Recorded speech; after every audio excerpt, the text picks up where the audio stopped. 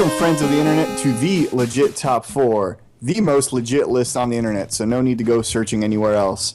Today, we beat a dead horse even further to death, and we discuss our top 4 worst Star Wars games. So without further ado, Mike, are you ready? Good to go. Alright, let's do it. Starting with number 4. Number 4. Coming in at number 4, we have Star Wars: The Force Unleashed 2.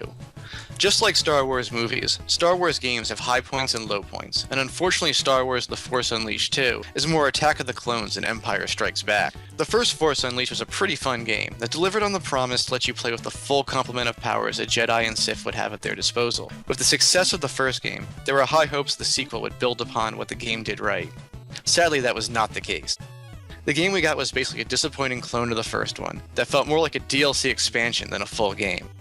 Nothing was added to the gameplay, the level design was bland, and the variety of enemies was pretty limited. The Force Unleashed 2 had a lot of potential, but unfortunately the folks over at LucasArts decided to rush out a sequel to capitalize on the success of the first game, rather than take their time to build a proper successor. With the exception of some pretty cutscenes, this game is entirely forgettable. Number 3. Landing at number 3 is Star Wars Galaxies. The original Star Wars MMO launched with a ton of hype and expectations. Galaxy was the first game that promised to let players explore and interact with the Star Wars universe. In theory, that sounds like a pretty awesome prospect. However, in practice, this game was complete bantha shit. The Star Wars Galaxies fell prey to just about every classic MMM trope you can think of. It offered plenty of freedom, but not a lot of fun things to do with that freedom. The overwhelming majority of the missions were useless fetch quests that consisted of going out and killing 10 womp rats, and they didn't even have you the decency to give you a T-16. I don't know why it took developers so long to realize killing set numbers of little creatures is not a fun task. The game did offer plenty of planets from the Star Wars universe to explore, and they were for the most part large and detailed. They were also mostly devoid of life, however. The only planet that really ever had any players on it was Tatooine. Getting to those players, or anywhere for that matter, was also a chore, as the game gave you no quick way to travel between locations. Traveling between towns could take up to 15 minutes of running through barren deserts. Throw in the fact that it was horribly buggy and had those monthly fees, and you have one of the worst Star Wars games of all time. Number 2. Sometimes in life you remember exactly where you were when certain life events happened. Like where you were when you heard your cat died, or where you were when you heard the news that Osama bin Laden had been killed. Well, for me, I remember exactly where I was and what I was doing when I played this mess of a game.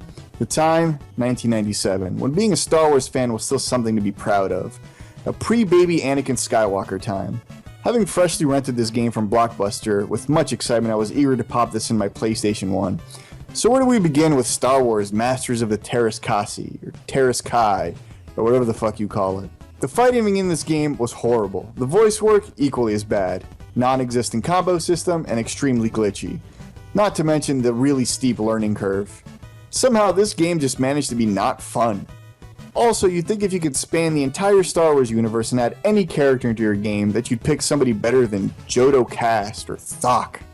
All in all, this left a sour taste in my mouth and would kickstart the downward spiral of Star Wars shit that would follow it into the 2000s. Number 1. Oh, Kinect Star Wars. I find your lack of faith disturbing. So Kinect was a fad buzzword concept from the beginning, and any actual gamer knew what a motion-controlled game was all about. So when Kinect Star Wars was announced, we were skeptical.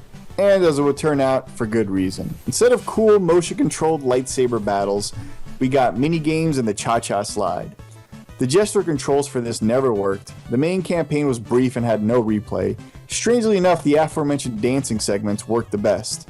This game is basically only remembered for Han Solo and Princess Leia shimmying all over your TV. Kinect Star Wars is just another crappy addition to an already tarnished franchise.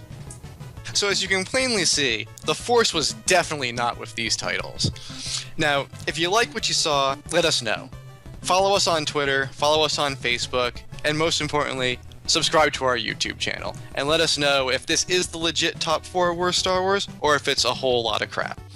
And remember, may the Triforce be with you.